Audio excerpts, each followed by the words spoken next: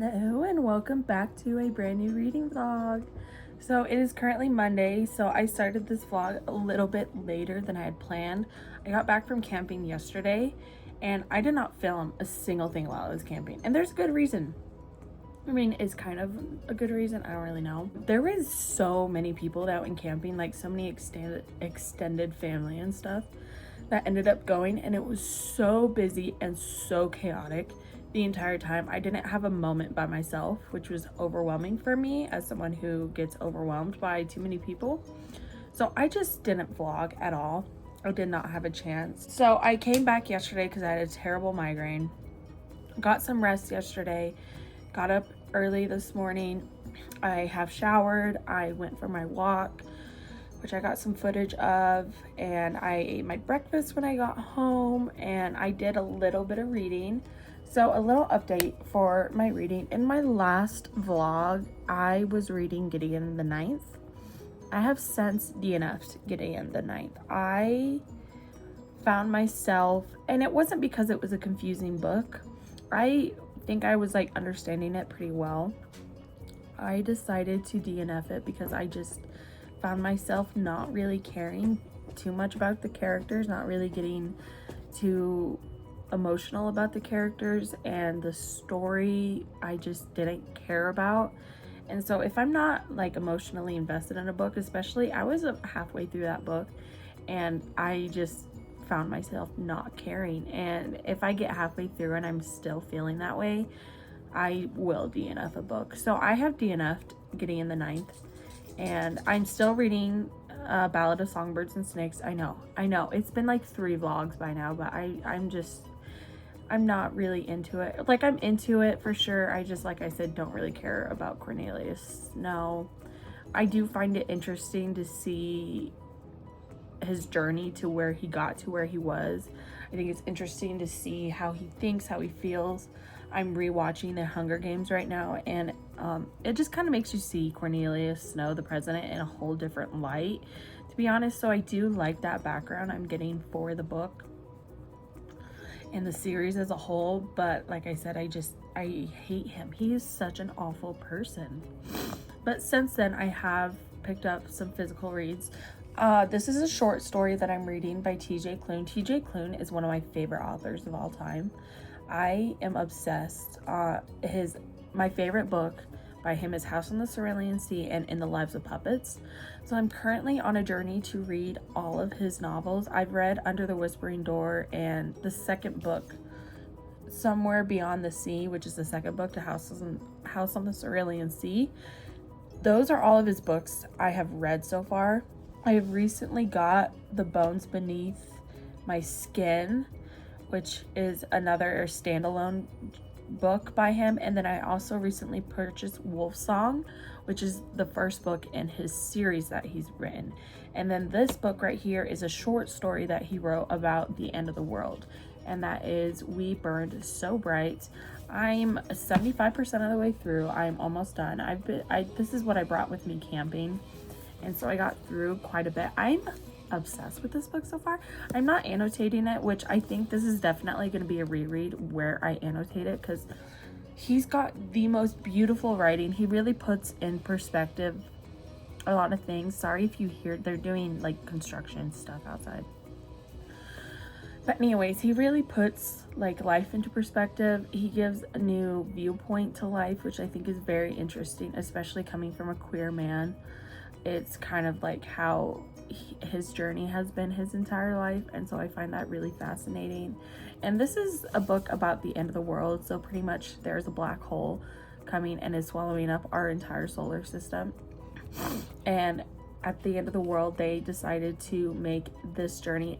This man and his husband have decided to make this journey to fulfill a promise, and we don't really know what that promise is, but along the way we watch their journey and we kind of see different perspectives of different people and how they react to the end of the world. So you have a lot of tragedies, you have a lot of people that are unable to cope with the end of the world, and you have a lot of people who have made peace with the end of the world and are just living life to the fullest until the end has come.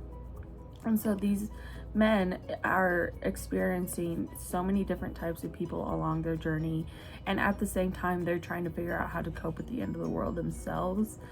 And we have gotten to a point in the story where it's about to happen. Some pretty scary things are happening in the world right now. There's no more technology.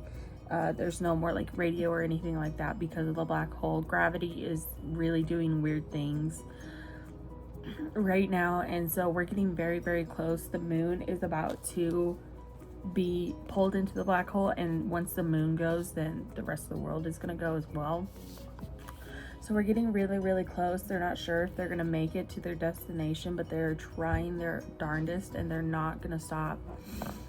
Even if they don't make it to their destination, they're not going to stop trying to make it to their destination. And so it's really heartfelt. It's really sad. I can see myself getting emotional towards the end of this book for sure. It's such a short book, but I'm so in love with these two men and these two characters. You have two polar opposite people in this relationship. One's very at first glance you would look at him and see him as a grumpy, ornery old man, and then another one you see him as a like light, fun-hearted, someone you can easily have a conversation with. You can have a conversation with anybody. Just two opposites.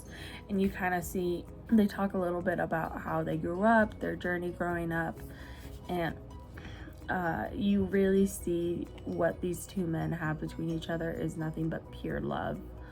And it's absolutely beautiful to read about, like how pure their love is for each other, and how beautiful it is that even though it is the end of the world, they got the opportunity to grow old together, which is something they struggle with, is so many people won't have what they had, which is the chance to grow old with the person you love, whether it be a man or a woman or whoever person you fall in love with. You won't be able to have what they had, which is really tragic in the end. So I'm really, really loving this book. It's definitely giving me 5-star feels, which is very rare for a short story for me. And I'm definitely going to finish it today, and I will let you know my review of it once I do finish it. And then the next book that I'm reading, I haven't started reading it yet, but this is gonna be the next read that I pick up, is Swordcatcher by Cassandra Clare. So I have read all of Cassandra Clare's books in the Shadowhunter world. This is the first book by Cassandra Clare that I'm reading that is not in the Shadowhunters world. So I'm really excited. In the past, her writing has been super easy for me to read. I have no idea what this story is about, so I will tell you once I start reading it kind of what it's about and the premise that we're going to be getting into in this book. But I'm really excited.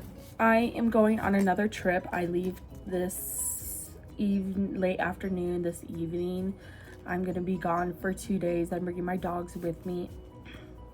And I do plan on vlogging because I'm probably going to be in a hotel room most of the time by myself. So I should be able to get some reading done and vlog while I am there and get you some clips of my trip. But I wanted to come on here and start this vlog and let you know what my update is on my reading, and I'm excited to see what this week of reading brings me. So yeah, that's all I have to say, and I will see you in the next clip.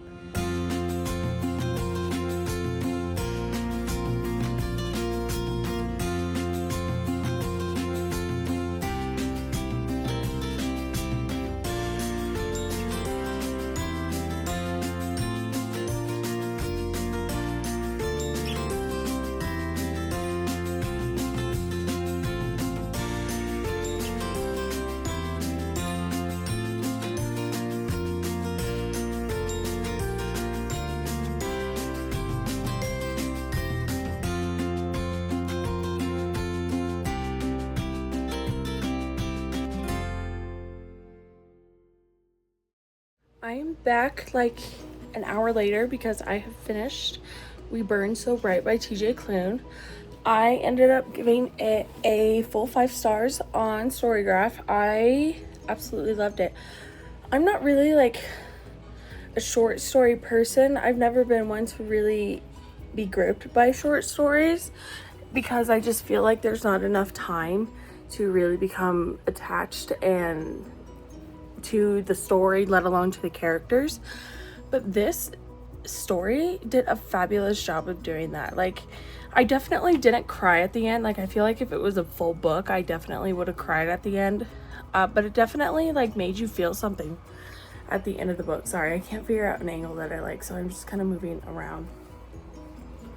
And I just got done cleaning, so I'm out of breath. Anyways, like I said, I loved it. The last chapter is pretty much like why they went on this journey and kind of gives like their history of why they went on this journey, and the conclusion was just incredibly satisfying. It was very satisfying yet extremely sad at the end. I really liked it. I that's all I keep saying is that I really liked it, but I feel like in my last clip I really described why I like this book, so I really don't want to repeat and sound redundant when I talk about it, because I think I said it all pretty well in the last clip of this vlog, so I'm not going to go too into depth. Everything that I said still stands, and if you're into short stories, I definitely recommend this. Or if you're not a fan of short stories and you want to pick one up and try to find a decent one, I definitely recommend this. I just recommend this no matter what.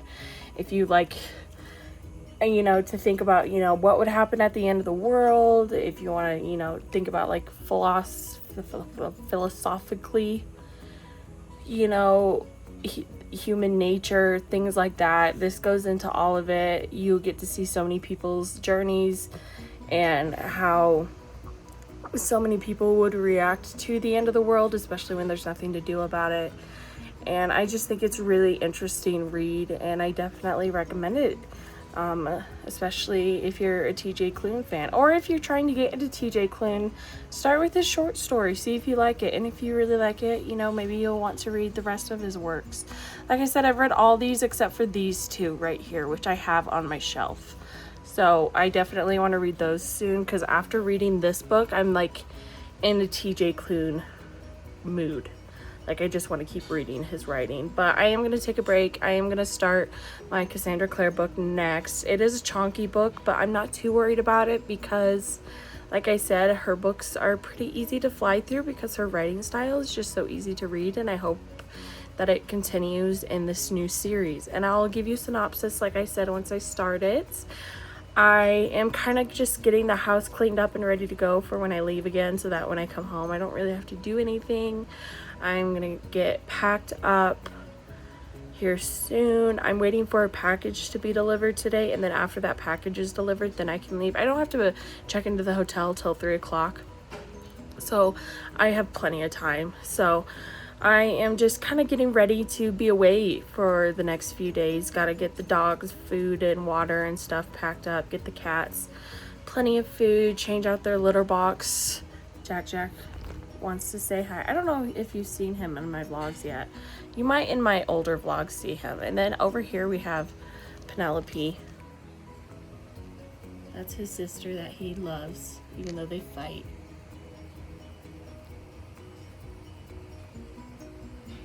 They love each other.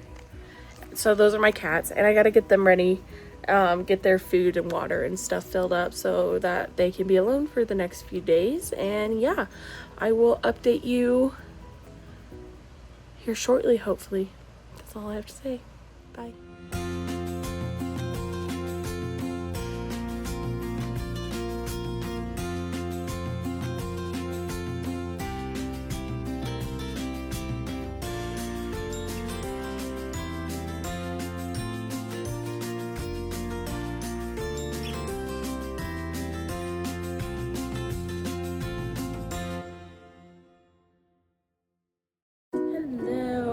I know for once I am actually in a different location than sitting on my couch in my library, which is new, that's for sure. I'm freshly showered. It's like 9:30 in the morning. I made it to the hotel last night, but I did want to get on here and let you know that I got, I think, 50 pages into Swordcatcher. Yes, I got 50 pages into Swordcatcher yesterday, and I read before I left the house yesterday, and I am loving this book, honestly.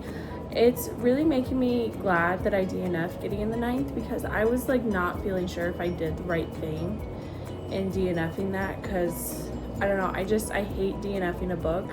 But upon like starting a new book and like getting so into it right off the bat, I was like, yeah, I definitely made the right decision, because I'm loving this book. But a little synopsis. So pretty much I'm going to tell you what happens in the prologue, because the prologue does a wonderful job of setting up the story for you. So pretty much we start the book in the prologue at an orphanage, and there's this little boy named Kel. And so pretty much we have a knight so we have your basic setup. We have like a castle with a king and a queen and a prince. And so what happens is one of the knights of this castle come to this orphanage on the king's orders and picks a little boy. Now he picks Kel for very specific reasons. And that specific reason is because he is the closest boy that looks like Prince Connor in regards to skin tone, hair color, height, build, all that stuff. And he's like really young. He's like 8 or 9, like when they grab him from the orphanage. Anyways, he takes him to the castle and he tells Kel, like, okay, so you are here because you are going to do a job for the king. And so pretty much what he does is they tell Kel that the prince is sick, but he really has to be at this really important dinner tonight. So what your job is you are going to pretend to be Prince Kel. And so he's like really confused. Obviously he's like, I may like kind of look similar, but people aren't stupid, like they're gonna catch on, like I'm not the prince, especially if they know the prince. And so they cut this corner by pretty much there is low levels of magic in this world. There used to be a lot more magic and magical creatures and stuff like that, but some big event happened, and now there's only low levels of magics that can only be done through like chants and amulets and stones and stuff like that. So we haven't really gotten too much information about like what happened to the magic and stuff, but that's kind of the baseline of what we know. So pretty much he wears this amulet around him, so anyone that looks at him will just see the prince. It doesn't actually change his features, it kind of just casts an illusion on him, making him like anyone that looks at him will just be like, oh, okay, that's the prince. And since he already looks kind of similar, it really helps the illusion come to life. So he sits in on this dinner and he does a really good job of pretending to be Prince Connor. He doesn't speak much, but when he does speak, he does very well. He obviously, like, he's from an orphanage and he's underfed, so he kind of gorges himself, which I know that the king didn't appreciate, but honestly, you gotta applaud the kid because like the descriptions of this food sounded phenomenal. I don't blame him for eating as much as he can. But anyways, he gets through this dinner successfully and he's like, okay, can I please go home now? Like, I don't want to be here anymore. And they tell him, they're like, well, tonight was actually a test for you. So they then bring him to Prince Connor, and Connor looks at him, and Prince Connor's like, I was watching you all night and you did a really good job. You have passed the test. And Kel is obviously really confused. He's like, what test? And so Prince Connor then tells him, so once every prince becomes of age, so this has been happening for generations, and the public does not know about this, this is a royal secret. Once the prince becomes of a certain age, they will have somebody called a sword catcher. And this sword catcher is pretty much a person who becomes the prince. And they will step in for the prince if they're doing any like speeches, if they're going to any dinners or anything important like that, and they think there might be a threat against the prince's life, they throw Kel in there instead so they can say he still made an appearance. But if somebody were to try to kill the prince or successfully kills him, it would actually be Kel and not the prince. And their title is sword catcher. And so pretty much the prince tells him, like, this would be your role.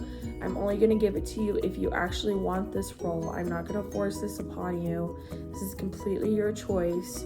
He was like, but I hope you say yes. He's like, if you do say yes, I'll give you whatever you want in the entire world. I'll make sure it's yours within reason. And Kel is like, that sounds like a pretty good deal, you know? So he agrees to it.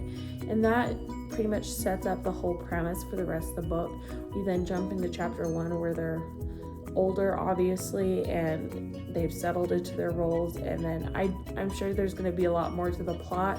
I think there's going to be a lot more to this magic system that they've been alluding to. So I'm really excited to learn more about that. But I just have to say, this writing is so easy to read. It's been such a long time since I've read a Cassandra Clare book, and it's so interesting to read her writing in a different type of story other than Shadowhunters. And I really like the premise of this book, and it's very inclusive. They really, you know, in chapter 1, they're like telling him like potential marriage proposals for him, and it's a kingdom. And I feel like in so many books they try to stay so accurate to old-fashioned times where you know, if you're going to marry someone, they have to be a certain gender, they have to be a certain race, they have to look a certain way.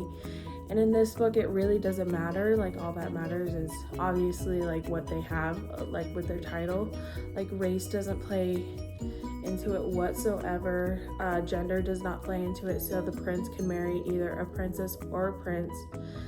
And looks just have no, like, validity. I don't know if that's even the right word, but like that doesn't matter at all, which I really appreciate it. Cassandra Clare has always been really good at being inclusive too, and so to see it on a brand new spectrum like this, I think is really interesting to see, and I can see why people love this book so much, because I did hear it was very inclusive, which is another reason why I was really excited to read it. I'm only 50 pages into, and I've already annotated a lot, so I'm super excited about that aspect. And I'm in the hotel room all day today by myself, so I'm gonna try to get some reading done. I'm doing my little eye things right now. I just took a shower, and then I'm gonna do a face mask today. I think I'm gonna do my nails because my nails desperately need to be done. We'll see. I don't know. I brought a bunch of things to entertain myself. I'm not gonna force myself to read all day, even though I'm gonna try to read as much as I can. But I have my Switch here. I have my laptop here. Just so I have an abundance of things to do while I'm here. My dogs are here since I'm gonna be gone for a few nights, and there's nobody that can let them out while I'm out of town. So I found a hotel that allows dogs, and so they've been wonderful. They're just chilling here on the bed with me. And yeah, I got this drink delivered this morning. It's really good. It's from our place called The Sip, so they just do drinks, and this drink is called the Philly. It is Red Bull, Sprite, and then the flavors are green apple and pineapple, and it's phenomenal. Like, I'm gonna drink this really fast. I feel like really good, but I needed some energy, so I got an energy drink this morning, which I'm really happy I did, because like I said, it's really good. So yeah, that's the update I have for you. I'm going home tomorrow morning, so I'm going to be chilling here until tomorrow morning. So yeah, I will update you when there's more to talk about. And yeah, that's all I have to say. I'll see you in the next clip.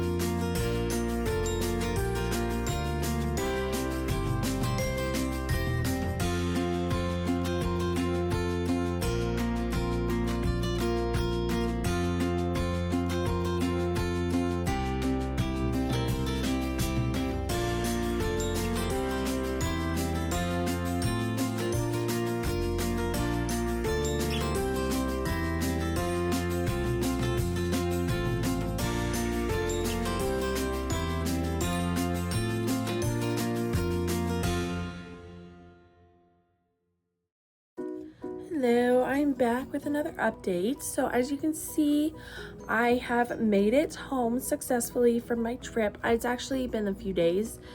I got home on Wednesday and it's currently Friday. But I haven't done too much past 2 days. I think I burnt myself out on reading when I was at the hotel and I just read all day long because that's all I did. I didn't do a single thing but read, and I kind of needed a break after that. So I came home and I've mainly been playing my Switch for 2 days. But today I did do some reading. I have read a little bit the past 2 days, but let's get on to the Kenny. Anyways, let's get on to my update. So my first update is I need a round of applause for this accomplishment right here because I just did it. I finished A Ballad of Songbirds and Snakes by Susan Collins. And today, you know what, I wanted to read more of Swordcatcher really badly today, but I was like, you know what, I have got to finish this book. I was 75% of the way through it. It was not going to take me long to finish. So I was like, you know what, we're just going to finish it. I gave it 2 stars. Now, not because of Suzanne Collins and not because it was necessarily a bad book. First of all, it took me forever to read this book, which is never really a good sign. And second of all, I hate Cornelia Snow, and that is the main reason that I like to root for my main characters. And this book, like especially towards the end, like I could tell throughout the book, like I'm like, he's a terrible person. But at the end of this book, I was just like, yeah, like this, I hate Cornelia Snow. I really don't want to spend too much time talking about it because I just hate this character so freaking much, which I guess is a good thing that she's able to pull this sort of emotion out of me. But I really like to root for my main characters, and I dreaded reading this book because I hated him so much. So I gave it 2 stars. It's whatever. I can finally start Sunrise on the Reaping. I'm not going to start right away. I think I need a break from Hunger Games for a minute because I'm just really like irritated about it. But I am going to add this to my shelf, and my next Hunger Games read will be Sunrise on the Reaping, so I am excited about that. I don't think I'm going to buy the physical copy yet because it won't match this edition of Hunger Games. So I think I'm just going to get it on my Kindle, and then once this edition of Sunrise on the Reaping comes out, then I'll get it. But for now, I'm not going to have a physical copy. So anyways, my next update... Sorry, I had food on my finger. I have gotten 50% of the way into Swordcatcher by Cassandra Clare, and unlike I forgot The Ballad of Songbirds and Snakes, I am actually loving this book. It is so easy to get through. Like, I am flying through it. Like, it takes no time for me to read this book. And I love the premise. I love both of the characters. We follow 2 characters in this book. First one was the one that I talked about, which is Kel, and then the second character we follow is Ashkar, and is an Ashkar, and her name is Lynn.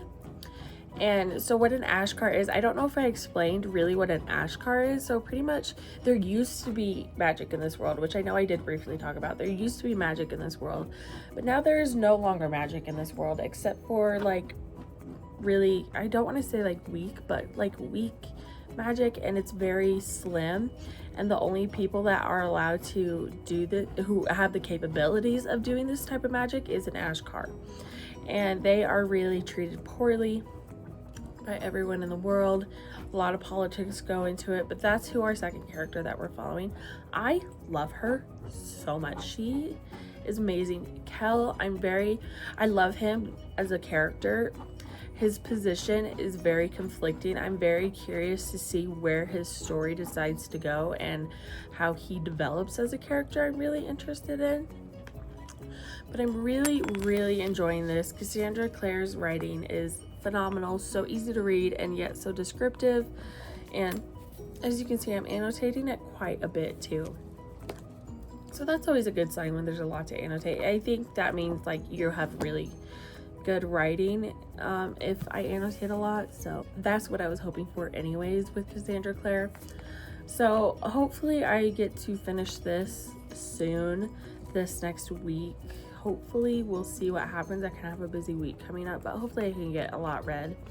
But it is Friday and I do want to end off this vlog because I'm having trouble with my footage right now. I don't know if this is going to be able to go up on Saturday or if it might go up late next week sometime. I'm not sure yet. I hope I can figure it out soon.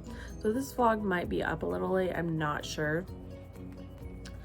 But I do want to end this vlog right here because I am going to get started on my next vlog for next week. So I just wanted to update you. We did good on our reading this week. I think we finished 2 books. We finished The Ballad of Songbirds and Snakes and We Burn So Bright by TJ Klune. I think a great reading week. And hopefully we can continue with finishing more books next week. So if you are still here and you watched up to this point, I thank you so much for listening to my rambling. I appreciate it so much. And I will see you in my next week's vlog. And yeah, bye.